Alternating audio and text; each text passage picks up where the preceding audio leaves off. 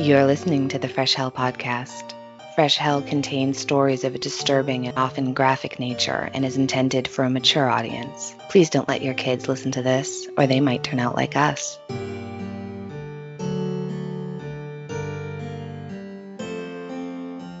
Hi, I'm Annie in America. And I'm Johanna in Austria, and you're listening to your favorite international podcast. The podcast hosted by two women from opposite sides of the Atlantic who never met in real life. We met online 5 years ago, realized that we have a lot of common interests, and decided to start a podcast. And here we are, 5 years later. That's right. And every week, I guess almost every week, we try.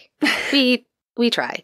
We bring you episodes covering murder, mystery, and the macabre throughout history. And we love it. We love it. And so we just want to say a big thank you to all of our listeners. We wouldn't still be doing this without your support. And if you want to know more about all the ways that you can and maybe should support the podcast, please listen until the end, because that's when we will tell you everything you need to know about that. Right now, it's time to dive right back in to the incredibly sad case of the disappearance of the Beaumont children. And Johanna is going to give us a quick summary. Yeah, so if you haven't listened to last week's episode, please stop now and go back to episode 214, because otherwise you will miss a lot of context. And if you already listened last week but need a super quick refresher, here we go.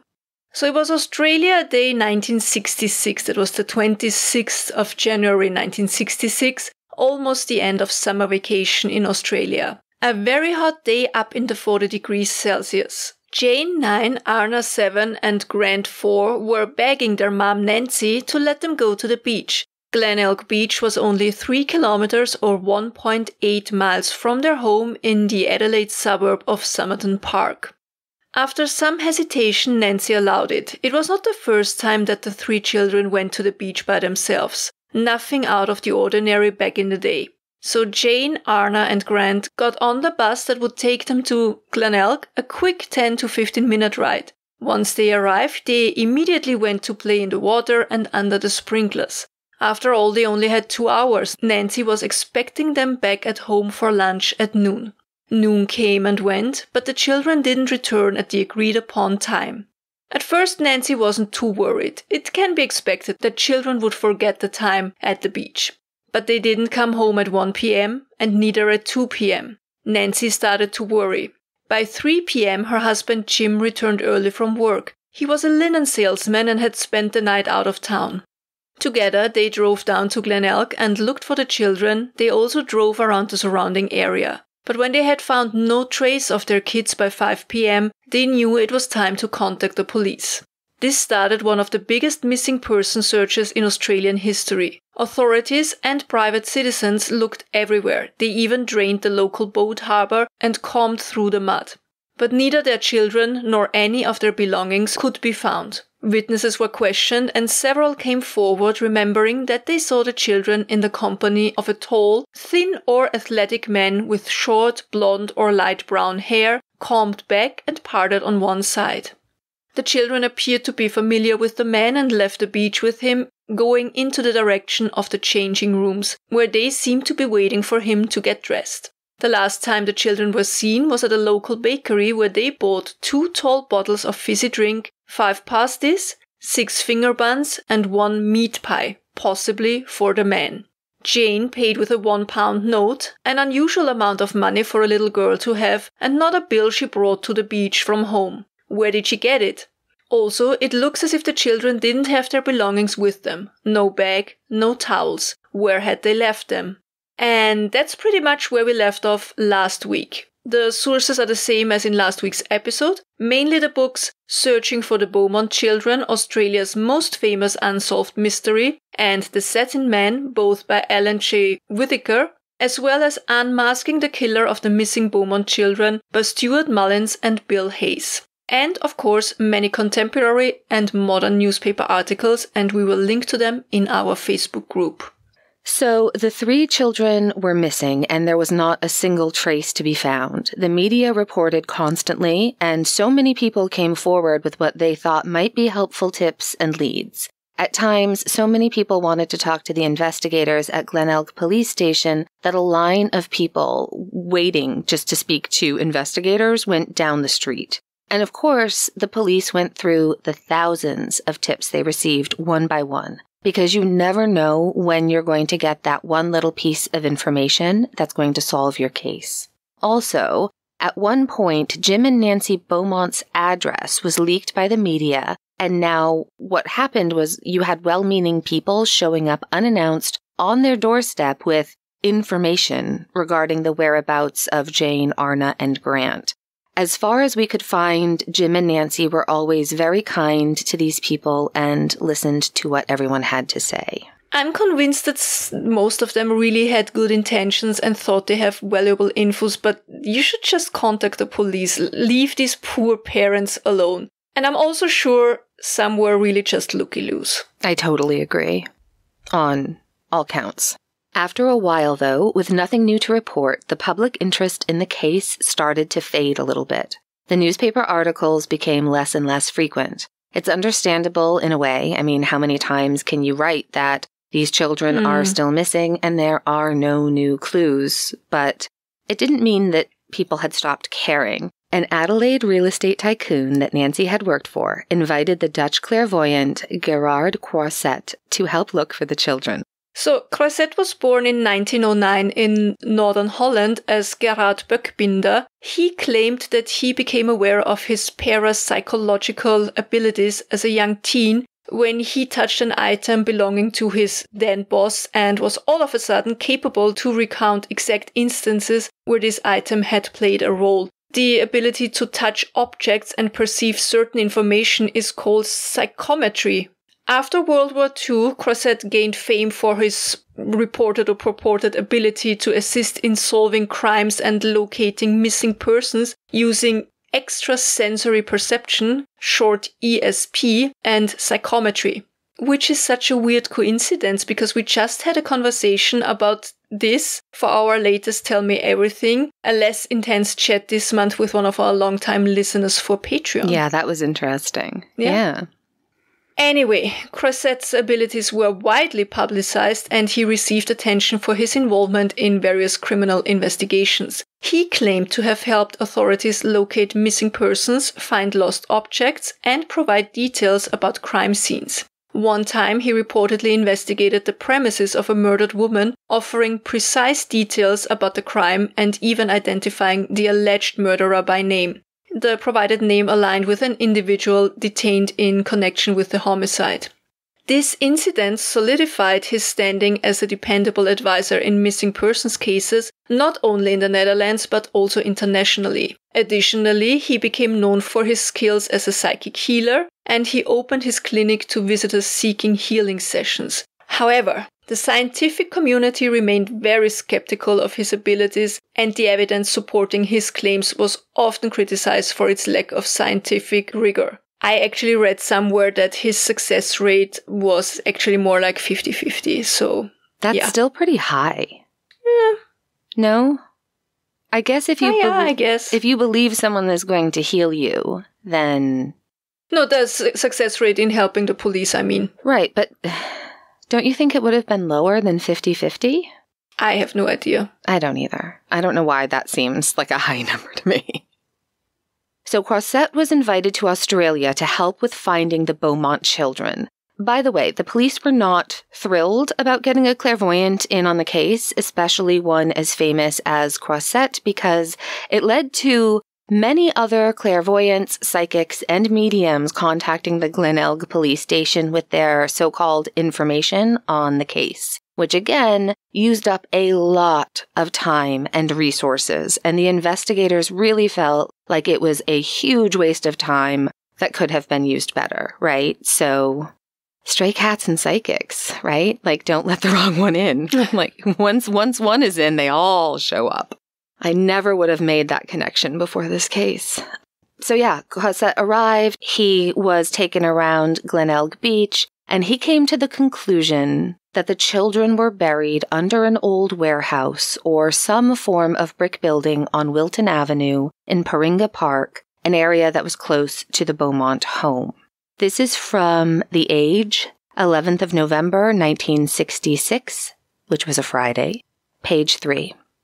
Seer feels children hunt failing.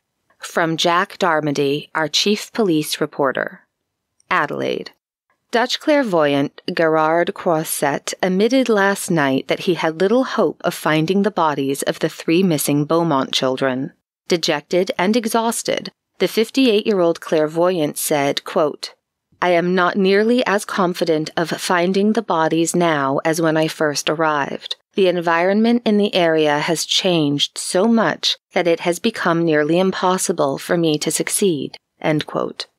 Mr. Croisset called off his search for the children's grave at 4 p.m., 1 hour before schedule, and returned to his hotel. He said he was tired and did not want to say very much about his efforts. Quote, "If I am fit in the morning, I will try to continue until noon, but I am not hopeful," he said.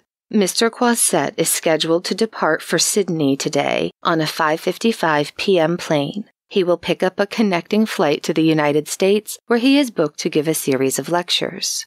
Told of Mr. Croisset's decision, Mrs. Nancy Beaumont, mother of the 3 missing children, said, quote, "He seemed like a nice old man who wanted to help us. I have no criticism. I think he is very unhappy with the prospect of failure." End quote. Mrs. Beaumont said she still did not want to meet Mr. Croisset. Quote, "Also, with the way things are going, I don't think he could bear meeting me," she said. The 3 Beaumont children disappeared from the Glenelg Beach area on January 26. If she is still alive, Arnna will be 8 today. Adelaide police have not altered their early decision to wait until Mr. Croisset approaches them for assistance. It is unlikely now that Mr. Croisset will seek police help. End quote. So Gerard Croisset left Adelaide on 13th of November. He was heading to Bogota to help in another family tragedy. He claimed that he was unsuccessful in locating the children due to the, quote, "strange and unfamiliar atmosphere," end quote, in Adelaide that stressed him out. It was just stressful. Do you think it was the spiders? Do you think he could just sense them on the island of Australia? He's like, "I'm sorry, I couldn't find them. It's too strange here." Like, okay. This excerpt is from an article from the Sydney Morning Herald, 13th of November 1966, a Sunday, also page 3. This is very interesting, I think. Yeah. And it's just an excerpt. Quote, "It's estimated it would cost 30,000 Australian dollars to dig up the area in Wilton Avenue, Paringa Park, where Mr. Croisset said the children are buried. They said they did not know yet if all the one-story 50-yard by 30-yard brick and cement warehouse and its cemented yard would have to be touched. To do the job properly, it would be necessary to excavate a square of about 40 yards containing at least 50 tons of soil," they added. End quote. That's a lot of soil. Yeah. And then the article continues, and that's the interesting part. Quote, "Police are making a report which will go to cabinet, and if they say certain things should be done, the government will carry out its obligations," he said. "If the children are there, it wouldn't make any difference when digging is started. It seems apparent that something will have to be done, as the public has the right to have the matter settled." This is a quote by the Deputy Police Commissioner. The article continues. "About 10 detectives arrived at the warehouse early yesterday and after entering the building locked the door. The detectives will work throughout the weekend on certain instructions issued by the Deputy Police Commissioner. Police estimated that at least 1,000 people had been gathered around the warehouse at one time during the morning. Quote, "Some of them seemed to have a ghoulish interest in the spot and they kicked and dug at the cement with their feet," end quote, one officer said. Mr. A.B. Smith, the father of 2 girls who were playmates of the Beaumont children, believed the children may be buried under the warehouse. Mr. Smith, who used to live opposite the warehouse, said, quote, "My 2 girls, Lynette, 8, and Valerie, 14, played with the Beaumont children for 2 or 3 years before they disappeared." Lynette was probably Arnna's best friend. She often came to our place to play. They played near the warehouse site and all along the road many times. It's entirely possible that they could have gone to the warehouse block the night they disappeared. We have moved just prior to this and possibly they came looking for us." End quote. Only a handful of people farewelled Mr. Croisset when he left Adelaide on Friday night. This is my favorite part. He said he would never come back to Australia. Quote, "If the kiddies are found at my spot, I would be besieged as too much of a celebrity and I couldn't stand it. If they aren't found, it wouldn't be wise for me to return." End quote. He's really covered his own ass there. Nice job, Mr. Croissant. I love how he's like, well, listen, if I'm right, I can't handle that level of celebrity. And if I'm wrong, no one's going to want to see me again. So I'm just never coming back. Never. It's so funny to me. It's fine. The owners of the warehouse were at first very reluctant to have the place basically demolished to look for the children, but eventually they caved under the pressure from the public. I mean, there was even a father who said, "Yeah, my children played there all the time with the Beaumont children, so what could they do, right?" Right. And 40,000 Australian dollars were raised to dig, and nothing. The children were not buried there. Yeah.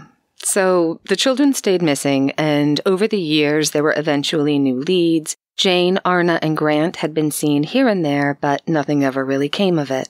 2 years after the disappearance, Jim and Nancy received 2 letters. These are referred to as the Dandenong letters. One was supposedly written by Jane, informing her that they were well and that they lived with a man in Victoria. It's important to say that in this letter, the name Arnna was spelt wrong.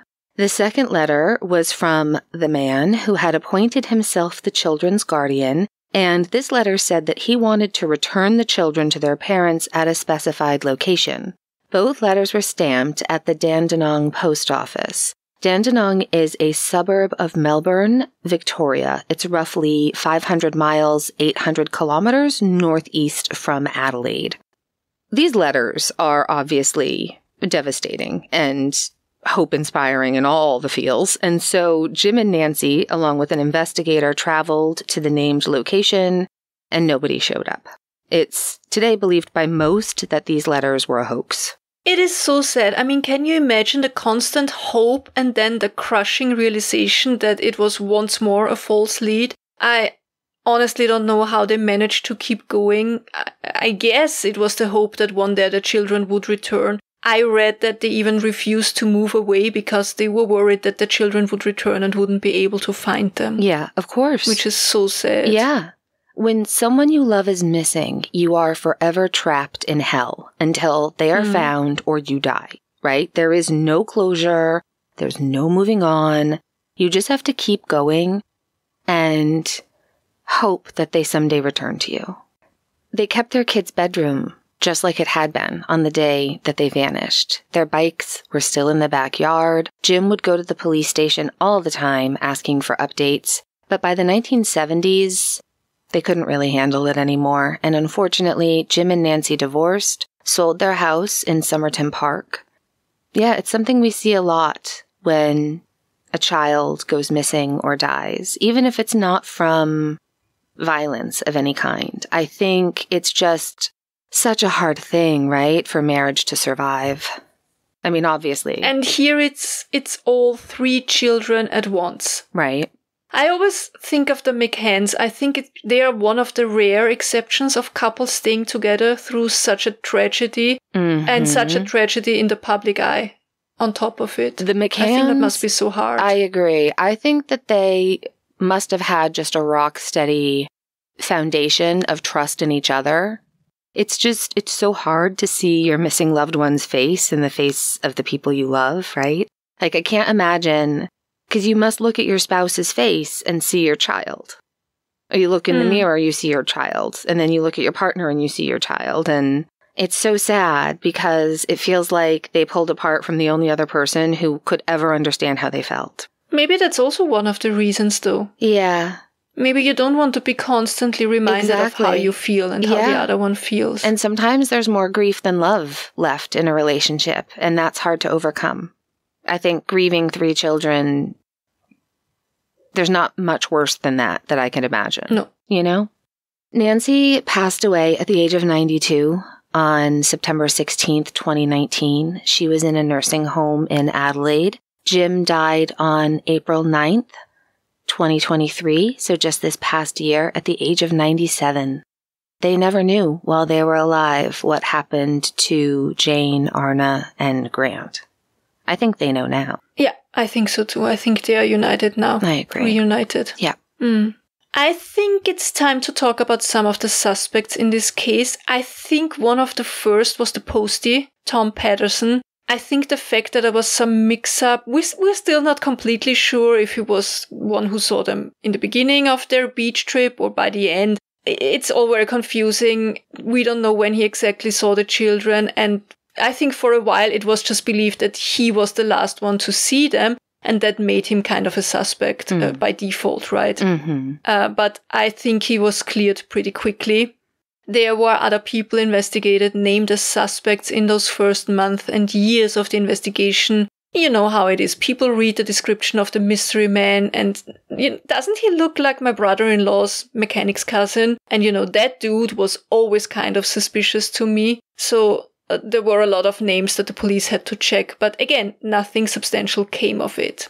And then, over the years, there were investigators and also hobby sleuths who connected the disappearance of the Beaumont children to other crimes. And a heads up, we will be talking about crimes against children as we discuss the suspects, brutal crimes of sexual nature, but nothing in detail. No. Just so you know. So first we have Bevan Spencer von Einem. He is a murderer serving life in prison for the murder of 15-year-old Richard Kelvin. Richard was the son of the Adelaide news presenter Rob Kelvin. Von Einem had abducted Richard in the summer of 1983, held him for 5 weeks where he tortured and raped the young boy before killing him. Richard's body was found 7 weeks after the abduction by a geologist in the Adelaide Hills. Investigations led to Bevan Spencer von Einem's arrest and sequential trial and sentencing. However, von Einem is believed to be responsible for at least 5 more murders, all victims being young boys and men between 1979 and 1982. And he was believed to be a possible suspect in the disappearance of the Beaumont children. And that's because before his arrest, when he was already a suspect in the Richard Kelvin case, an informant was sent to kind of spy on von Einem, and he was allegedly heard to boast about having abducted 3 children from an Adelaide beach several years prior. He claimed to have taken the children home and that he, quote-unquote, experimented on them. He also claimed that he tried to sew them together and that one of the children had died and that he had then killed the other 2 and hid the bodies in some bushland south of Adelaide. Also, apparently, he somewhat resembled the sketch of the mystery man, and he was known to sometimes visit Glenelg Beach to peep around the changing rooms. However, apparently he was too young. He was born in 1946, which would make him 20 in 1966, and the mystery man was described as being in his mid-30s. Another interesting thing, apparently in 2007, investigators found a newsreel that showed one of the searchers for the children at Glenelg, and one of the onlookers who can be seen in the reel looks a lot like von Einem looked in his early 20s. I'm not sure if he's really ruled out as a suspect by authorities though, and he was never cooperative in the Beaumont case or in any of the other cases where he's a suspect. He's also the main suspect in the so-called family murders. That name refers to a series of highly publicized crimes that occurred in Adelaide during the late 1970s and early 1980s. The crimes involved the abduction, sexual assault, and the murder of young men. The name the family was given to the group of perpetrators believed to be involved in the crimes. There was speculation if it was kind of a cult-like group. The known victims of the family murders include Alan Barnes, who was 17. He disappeared in 1979. His body was found in bushland near Adelaide the same year. Mark Langley, 18, disappeared in 1979. Neil Muir, 25, disappeared in 1980. Peter Stognev, aged 14, disappeared in 1981. And Richard Kelvin, who as I said before, disappeared in 1983 and was found 7 weeks later. The exact number of victims connected to the family is not known. It is believed that there might be other victims who have not been identified. The crimes were characterized by extreme brutality, including torture and mutilation. And while Bevan Spencer von Einem is one of the main suspects, there are suspicions that he did not act alone and that other individuals may have been involved in the family. The full extent of the group's activities and its members remains a subject of ongoing speculations and conspiracy theories, and there are still investigations going on. It's not something we are likely to cover, but with all Australian cases, Case File podcast, for example, has an excellent coverage on it. I think there's also a podcast that covers Australian crime exclusively. I forgot the name. I will see if I find the link. Yeah, there's quite a few good ones out there. That case is awful. It's so upsetting. I've only listened to the Case File coverage on that one, and it's So who else do we have for suspects? We have Arthur Stanley Brown. Brown was charged and tried in 2000 for the 1970 rape and murder of 5-year-old Susan Deborah Mackey and her 7-year-old sister Judith Elizabeth. The girls had disappeared on August 26, 1970, from their school bus stop, which was just 660 feet or 200 meters from their home. Their bodies were found 2 days later. It wasn't until 1998 that they got the helpful tip that led to the arrest of Brown. A man had called Crime Stoppers, telling them that he thinks his cousin's husband could be responsible for the murder of the Mackey sisters 28 years prior. And this is a great example of a tip being helpful. And that's why I didn't want to sound before like I think people shouldn't, contact investigators, authorities with their tips. It's super important. It's just that it takes up a lot of resources, obviously, because they have to go through all that. Right. Yeah, absolutely. And go to the authorities. Like, you don't need to call the parents. Don't go to the parents. People are going through enough. So if you ever think you have, even if it's something that you think is insignificant, let the police know. Let them sort out what's significant and what's insignificant, Definitely. I knew what you meant. Just want to make sure. All right. So, unfortunately, during the trial in 2000, the jury could not come on a verdict. They could not find a verdict. And a new trial wasn't granted due to the poor health of Arthur Stanley Brown. I think he had dementia. He died at the age of 90 in 2002. This man had a history of assault and abuse. He is believed to have sexually assaulted several young women, among them his sisters-in-law and his stepchildren. There's also a lot of shadiness around the death of his first wife. Her official cause of death was an accident, an injury to the head that was caused by a fall. The body was cremated very quickly, and the police, who believed that it was maybe not in fact an accident, could not really do any more investigation once the body was gone. Brown is also the suspect in several other Australian cold cases, and the Beaumont children is one of them. Again, he somewhat resembled the sketch of the mystery man, but he would have been in his early 50s in 1966, which is kind of off from a man in his mid-30s. I mean, some people look younger, some people look older. You can never tell. You can't. It's so true. So then we have James Ryan O'Neill, who serves life in prison for the murder of 9-year-old Ricky John Smith in February of 1975 in Tasmania. And this one will get your blood boiling because he was actually one of the searchers who volunteered after James went missing. And how many times do we see this? It's too many times. Too many times. It gives me the heebie-jeebies. Yeah. It's like this extra level of horrible. Yeah. I don't know if you understand what I mean. I absolutely. It's like we know you're an awful, awful person. Why do you also have to be creepy about it? And it gets worse. In the 2 weeks after James went missing, there were 5 more abductions of children, but fortunately all of the children were able to escape. Unfortunately, there was one more victim, 9-year-old Bruce Colin Wilson. He was abducted and his lifeless body was discovered soon after. O'Neill came under suspicion, and during questioning, he directed the police to the remains of Ricky Smith. Although he faced charges for both murders, legal procedures of the time dictated that he only stood trial for Ricky Smith's death. O'Neill claimed insanity, citing head injuries sustained from a 1969 shooting, and asserted that the police had coerced his confession by holding a gun to his head. After 3 hours of deliberation, the jury rendered O'Neill guilty, resulting in a life sentence. And despite seeking parole in 1991 and 2005, his requests were thankfully denied, and he has not pursued further applications. He continues to be Tasmania's longest-serving prisoner. I think it was mostly a documentary called The Fisherman that tried to link O'Neill to the Beaumont case. He denies having anything to do with it, claiming that he was in Melbourne at the time, and he also insists that he was never in Adelaide, not once in his life. That was proven to be wrong, though. Allegedly, he had a job that required him to travel through Adelaide a couple of times. However, the South Australian police did investigate it further, and as far as I understand, they pretty much ruled him out as a suspect in the case. He would have been 19 in 1966, just in case you wondered. I think I can see a 50-year-old being mistaken for a 35, 40-year-old. Yeah.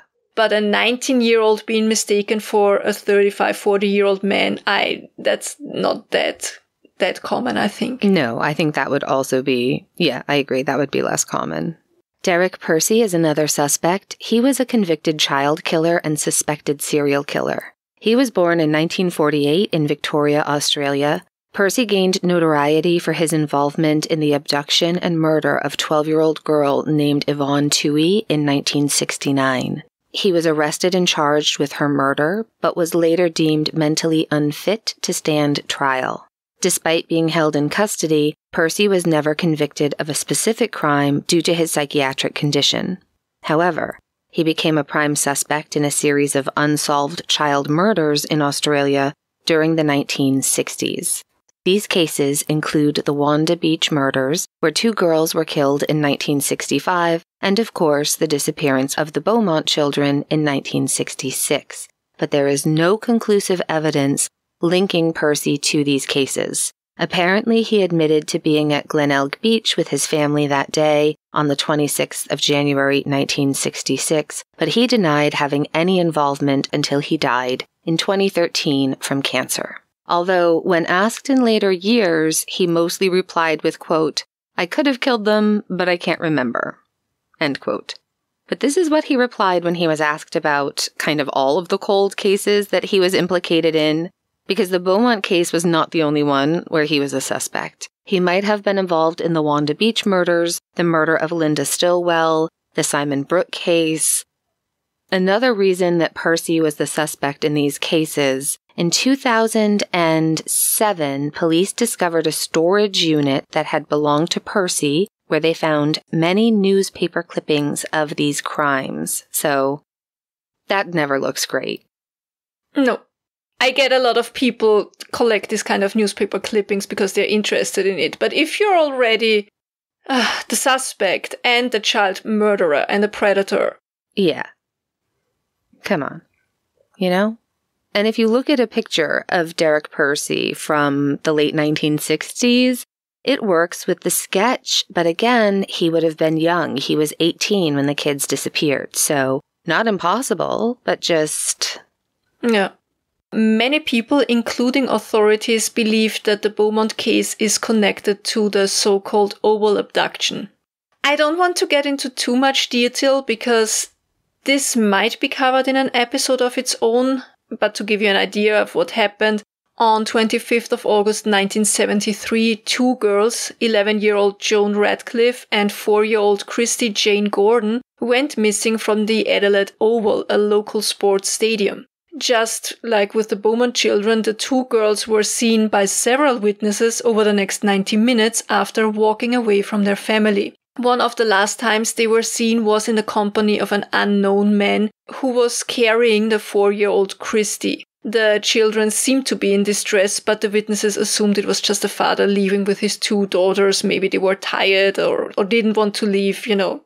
This is the description of the man who was seen with the two girls. Quote, a man about 5 feet 8 inches tall, of middle age and dressed in a broad-brimmed hat and check sports coat. End quote. Remember the mystery man in the Beaumont case was described as tall, like 6 feet. I think that's 1.82 meters. And 5.8 feet is 1.76 meters. I don't know. 5'8" is not super tall for a man. No. I think that's like average, right? Yeah. Of course, I checked, and the average height for a man in Australia is 5'9", so 5'8", 5'9". I guess it's all a matter of perspective, but I don't know if they call the mystery man from the Beaumont case. Everybody said he was tall. They didn't say he was of average height. Yeah, though. no. Yeah. Everybody said he was tall, which would not make sense for somebody who's around 5'8". That's average height. 5'9" is average height. But there is also a sketch, and to be honest, it looks pretty similar to the sketch in the Beaumont case. Annie, what do you think? Yeah, it does. It does. The ears. The face shape, that long, narrow face. It's with the too much forehead. It's like my face. And something that just occurred to me, actually. Could it have been somebody younger looking at these pictures who was already balding? Like, I had a boyfriend when I was 19 who was already very much losing his hair. Oh, my husband also lost his hair at 20, yeah. Right? Mm-hmm. Yeah. Like, it doesn't... Balding men are hot. Possible. Bald men are hot. Like, it's very possible that he could have just been a younger balding man, but seeing the balding, you're probably going to immediately add 10 years, right? It's true. But the one in the oval abduction, the sketch... They gave him a lot of wrinkles on his forehead. You're right. That's true. The main suspects in the disappearance of Joan and Christy were pretty much the same as in the disappearance of Jane, Arnna, and Grant. This case, just as the Beaumont case, remains unsolved. Yeah. All right. Now it's time to talk about the last main suspect, and this is the one who many believe to be the actual perpetrator. This is Harry Phipps. Now, keep in mind that to this day, there is not any kind of 100% proof that he was responsible. The case remains open, but he's a suspect that a lot of people think makes sense for having committed the crime. So, Harry Phipps was a factory owner in Adelaide and was well known in Adelaide's elite circles. He lived in his house, which was only 320 yards or 300 meters from Glenelg Beach, basically straight down the street from where the changing rooms were located. When you look at photos of Harry Phipps from that time, you can see a resemblance with the sketch of the mystery man. Phipps was born in 1917, so he would have been 48 in 1966, but apparently he looked a bit younger, so I think it's definitely possible that somebody might say that he looked like he was in his mid-30s, maybe late 30s, early 40s. You know, it's not... Yeah. It's more easy to see than like an 18-year-old. Phipps had light brown hair, combed back, parted on one side, and a longer, slim face. He also apparently had the habit of handing out £1 notes to people. But that's not the only thing that made him suspicious. What really put Harry Phipps on the creepy radar was a phone call Alan Whitaker received after his book, entitled Searching for the Beaumont Children, was published. The caller was a woman who had been married to a man named Hayden Phipps, Harry Phipps's oldest son. She had read the book and thought that she might have information about the Beaumont children. After they had been married for a while, her husband had confided in her that he had been abused by his father throughout his childhood. According to Hayden, the abuse stopped when he was 14 years old and strong enough to fight back. He also told his wife he believed that his father had something to do with the missing Beaumont children. He later talked to researchers and claimed that he had seen the 3 children in the yard of their home and that they went inside the house with his father and never came back out again. Later, he saw his father carrying out big bags. I think surfboard bags, maybe? He said that... I think that's what I heard, yeah. The bodies were hidden in some sand pits on one of his father's factory properties.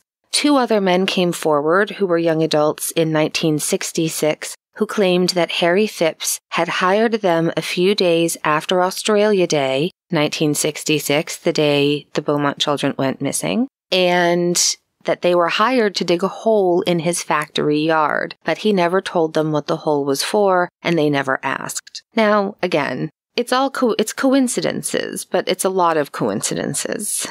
Harry Phipps died in 2004, so even if it could somehow be proven that he had anything to do with the disappearance, there will never be any justice in this case, unfortunately. In November of 2013, a section of property in North Plympton, which had belonged to Harry Phipps, was excavated and ground-penetrating radar was used to look for any abnormalities in the ground, but nothing was found. In 2018, Channel 7 Adelaide sponsored another search of the area, but the only things found were animal bones and trash, nothing related to Jane, Arnna, and Grant's disappearance. We also have to add that Harry Phipps's second son says that all of these allegations are absolutely untrue, which makes me think of Black Dahlia. It's got kind of... It's true. I was thinking about the Hodel vibes. Yeah. So yeah, we just don't know. Is it possible that Harry Phipps was the mystery man?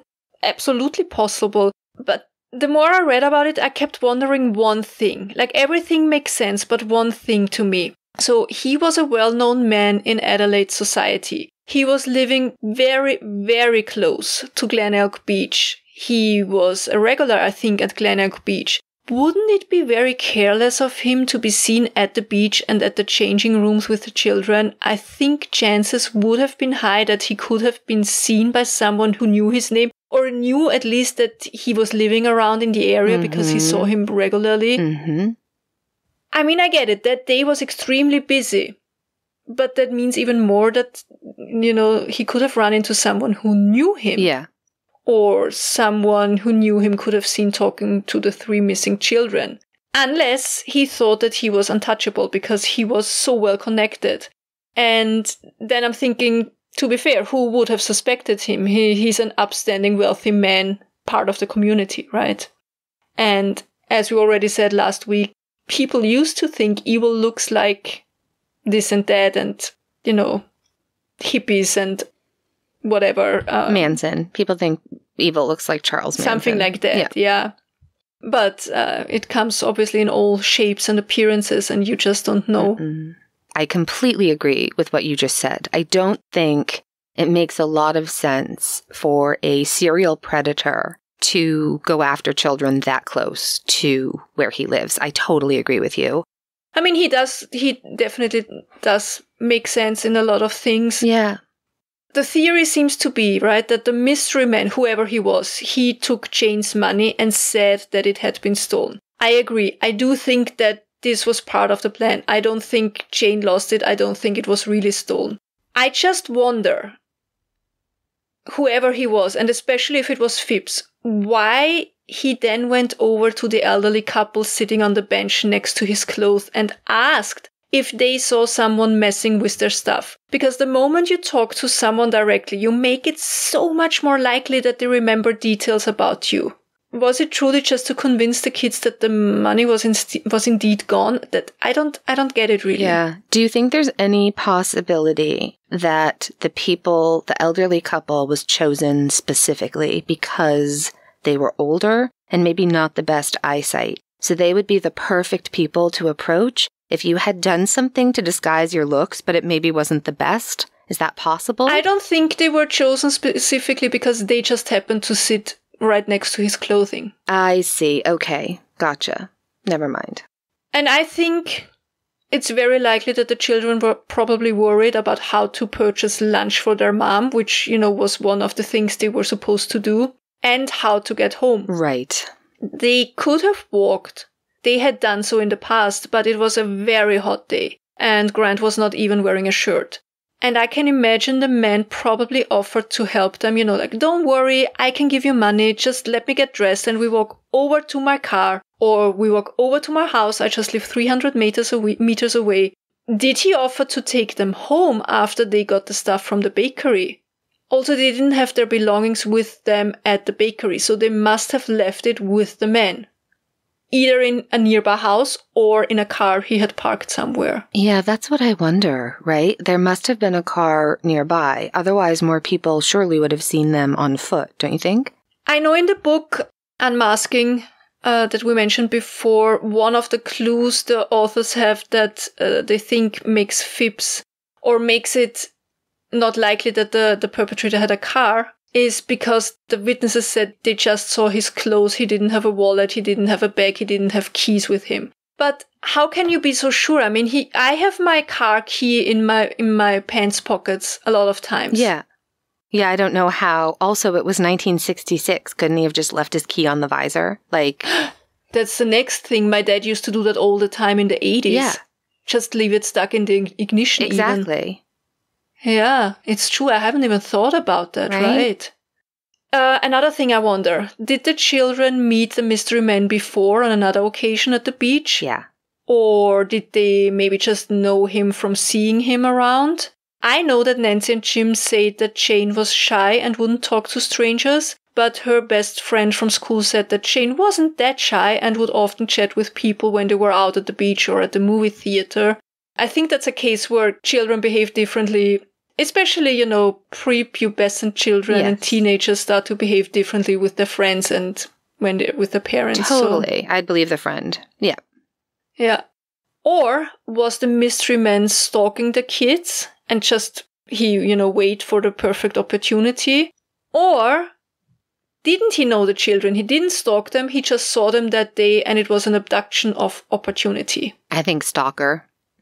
You think? Yep. And I think he stalked them for a long, long time, like months, not weeks, not days. Like, I think it was months and months, because you go to the beach regularly, month after month, you see someone constantly. Then all of a sudden they're not a stranger.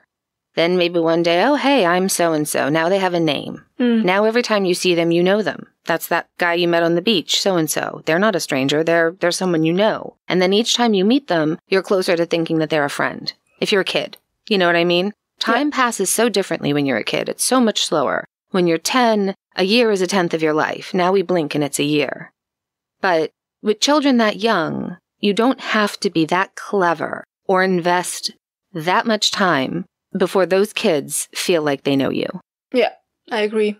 Definitely read the books we mentioned. It will give you more information on why the authors think that Harry Phipps is the best suspect so far. He allegedly also had raped a young girl in the early 60s. The victim came forward in recent years. I saw an interview with her for a documentary and will link to that as well.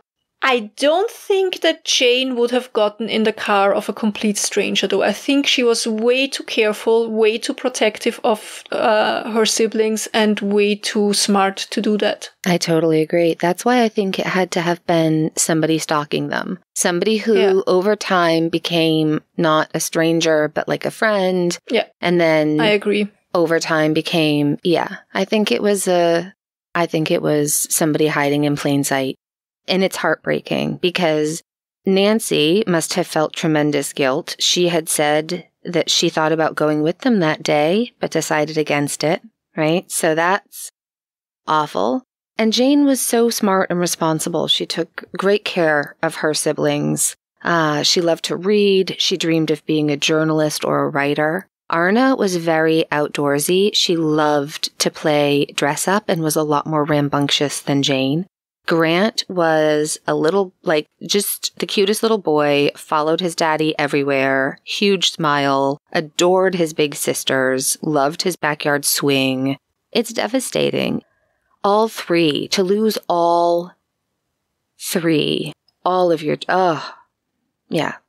We saw a lot of progress in decade-old cold cases in the last 3 years or so, I'd say, and I really do hope that one day this case will be solved, that their remains can be found, and that they can ultimately be put to rest with their parents. Yeah, it's happening.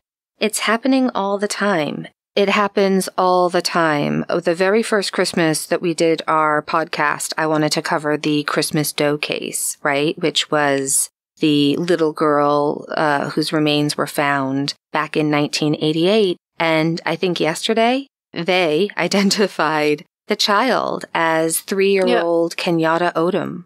And that's it. That's the very tragic, very sad, very infamous case of the missing Beaumont children. And I think we need something good. Do you have something good? I do have something good. I will be sharing on my Instagram and in the Facebook group, but we've had the sweetest little emergency foster for the past week, and she has just done beautifully. She's the cutest hound, Johanna. I've been sending you pictures nonstop. Ours is the first home that she's ever lived in. She was found down in Louisiana, dumped underneath a bridge, just absolute skin and bones, but kept her 2 babies alive. Her babies were adopted, but she was not. And she came up for this adoption event, and her babies got picked, but not her. So we took her so she didn't have to go back to Louisiana. She's the sweetest little hound dog. She's the sweetest. She's so sweet. She's so funny. I love her so much. She's doing so well. She's such so a good girl. The only reason that I'm not keeping her for myself, and the reason why I'm really, really praying we find an adopter for her soon, is Opus is just a little bit too big for her. He is a big boy, and she is a sweet little dog, but she is not... She's a little bit petite, and she's not really fast. You know what I mean? Like, when Opus gets running, he's like a horse. Forget about it. So he either likes to play chase or he likes to wrestle. And both of those things are terrifying for her. And he's so good. He gets down low. It's a lot for her. So, yeah, you might be able to hear both of them in the background right now because the guy just showed up. We get regular, like, all-natural tick stuff sprayed in the backyard. It kind of smells like clove cigarettes. But anyway, she's a sweetheart, and I absolutely love her. And she has been through so much. She'd be great in a home with another dog, just maybe not one as big as Opus, because every time they play, she kind of has to brace for impact. And I feel like she's been through so much that she deserves a home where she doesn't have to brace for impact for the rest of her life. You know, like, I feel like she did that a lot probably before coming here. So, yeah, hoping to find her a really amazing home. And then they'll visit and we'll babysit for her when they go away, and it'll be great. My something good is that I know that there's a lot of people out there who are kind to animals, who give them shelter and food and foster them and trying to find them good homes. And I'm saying thank you to Annie for fostering the emergency foster dog, Tallulah, from Louisiana, and to everybody else out there who opens their hearts and homes. I know that sounds super cheesy, but I mean it, to all kinds of animals out there. Absolutely. I don't know how people do this all the time. It is going to absolutely tear my heart out when she leaves. I love her so much already. It's just been, the cool thing about her is this is her first house. So she's like having a puppy without having to deal with a lot of the puppy stuff. Like, she's house trained. She knows to go outside. She even goes into the woods. She doesn't have any interest in chewing leather shoes. Like, she's not going to pee on your rug. But she also, like, saw her own reflection in the window the other day. And I wish I had my camera for it, because it was just, it's like having a puppy, because you get to see her experience all these things in the world for the first time. She loves the car, loves to be outside. Yeah, she's great with other dogs, just maybe one that's less than 100 pounds, because 130 is a bit on the too much side. And he's a lot. If you enjoyed this episode or any of our other episodes and you want to support the podcast, you can go and check on your podcast app if you can leave us a rating and your review. That really helps us out. Another way to support us is please tell your friends, tell your family, tell your co-workers. Share our episodes if you like them on social media. That also helps a lot. If you're in true crime groups and somebody asks for suggestions, please tell them, go and listen to Fresh Hell podcast. And the third way to support us is go check out our Patreon. Maybe that's something for you. We will have our next Patreon get-together for the murder tier on 30th of November.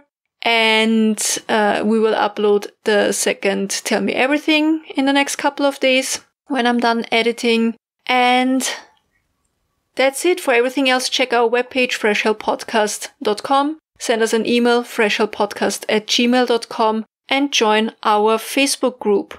As I said, be kind to animals, be kind to your pets, love them, hug them, give them treats, cover them with a blanket. Be kind to other human beings, and most important of all, be kind to yourself.